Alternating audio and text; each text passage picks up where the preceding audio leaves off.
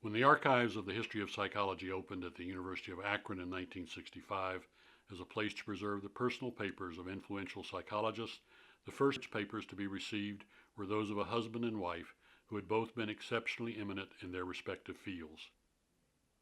Harry and Leta Hollingworth spent their professional lives in New York City, where they pioneered several areas of psychology that are prominent in the field today, such as clinical psychology, industrial organizational psychology, the psychology of women, and gifted education. But they were shaped in important ways by their formative years in their home state of Nebraska. Harry Hollingworth was born in 1880 in DeWitt, Nebraska, a small town in the eastern part of the state, and Leta Stetter was born in Dawes County in Nebraska's westernmost region. Both grew up in poverty, and both recognized that education would be their ticket to a better life. They met at the University of Nebraska in 1904, when Harry glimpsed Leta in the university library, and that is where their love story begins. He was struck by her beauty and sought her out in the philosophy department, where she worked in the laboratory of psychologist Thaddeus Bolton, a figure who would influence both of their careers. By their senior year, 1906, they had pledged to spend their lives together, but standing in the way was the need to be able to afford married life. After graduation, both taught in Nebraska public schools. Harry's job lasted less than a year due to an offer to attend Columbia University as an assistant to the eminent psychologist James McKean Cattell. There he would earn his doctorate in psychology, graduating in 1909. Harry and Leta were married shortly before his graduation, and following his graduation, Harry accepted a position on the faculty of Barnard College, Columbia's college for women, where he would remain for his entire career. Following their marriage, it was assumed that Leta, who had taught for 3 years in Nebraska, would resume her teaching in New York.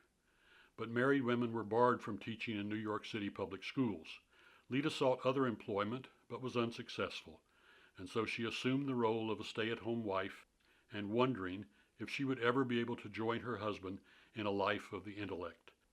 Harry Hollingworth's research career began with an interest in business psychology, particularly the psychology of advertising, and he earned extra money doing research for several New York City businesses. His big break came in 1911, when he was hired by the Coca-Cola company to research the effects of caffeine on humans, as the company was being sued by the United States government because of the caffeine content of its famous drink. At the time, research existed on the effects of caffeine on certain animals, but not on humans. Harry designed a set of 3 studies that were carried out in 40 days to provide data for the trial, which was to take place a few months later in Chattanooga.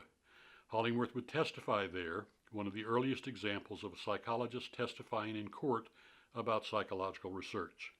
This research has been touted as some of the best designed studies in the history of applied psychology. Coca-Cola won its case in the Chattanooga trial, but would later lose in the U.S. Supreme Court. But for Harry Hollingworth, this work was important because it established his reputation in the business community and brought him considerable additional financial opportunities. And the money he earned from the Coca-Cola company was substantial enough that it afforded Leta her opportunity to go to graduate school. Leta earned her doctoral degree in psychology from Columbia University in 1916, and then joined the faculty at Columbia's Teachers College, where she would carry out her important research during her roughly 25-year career. In a letter to a friend, Leta wrote about her origins in Nebraska. "I shall never cease to rejoice that I was born on the limitless prairies. To grow up on their expanse means to see in long stretches, to scorn boundaries, to go free all one's life." Indeed, scorning boundaries and a vision that stretched beyond the present characterized Leta's work. She began to question why so many barriers were placed on women, why their roles were so restricted by seemingly arbitrary societal prescriptions. So she began to research hypotheses that purported the inferiority of women, debunking many of the myths of sex differences. For example, she researched what was known as the variability hypothesis that was used to explain why men would always be more intelligent, more capable, more creative, and so forth. In a series of studies in the 1910s, she was able to demonstrate that the purported variability differences between men and women simply did not exist. This work and other studies conducted by Leta earned her the title of the scientific pillar of the women's suffrage movement, that led to women gaining the right to vote in 1920 with the passage of the 19th Amendment to the U.S. Constitution. Today, she is recognized as perhaps the most important early pioneer in the field known as the psychology of women. Leta made other important contributions as well, for example, in developing the field that is known as clinical psychology. She was also interested in education for gifted children and wrote the first textbook on that subject, published in 1927. During this time, some prominent educators and psychologists called for accelerating gifted students through the school grades at a faster pace. However, Leta believed in what she called an enrichment approach, in which gifted children were kept with their age peers but were exposed to an enriched curriculum. This view is widely accepted today in gifted education programs. Harry Hollingworth continued his career in applied psychology. In 1927, he was elected president of the American Psychological Association, one of many honors he received in his illustrious career. In the spring of 1938, the Hollingworths received honorary degrees from their alma mater, the University of Nebraska. They received their Doctor of Law degrees side by side during the commencement ceremonies and captured the entire trip on a motion picture camera as they went back to the place where they had first met 35 years earlier. As Harry recalled the event and their return to New York in his memoirs, he wrote, "A new turn had come in our lives, and we might well be following through another era in our joint development." However, that was not to be the case, as sadly, Leta's life and career were cut short by cancer the following year. She died in 1939 at the age of 53 in the midst of her work on gifted education. The unexpected death of his wife was especially devastating for Harry and prompted him to examine his life.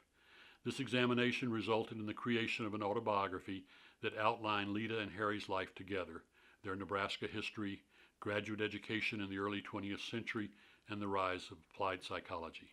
Harry lived another 20 years, dying in 1958. The Barnard Psychology Laboratories are named for him.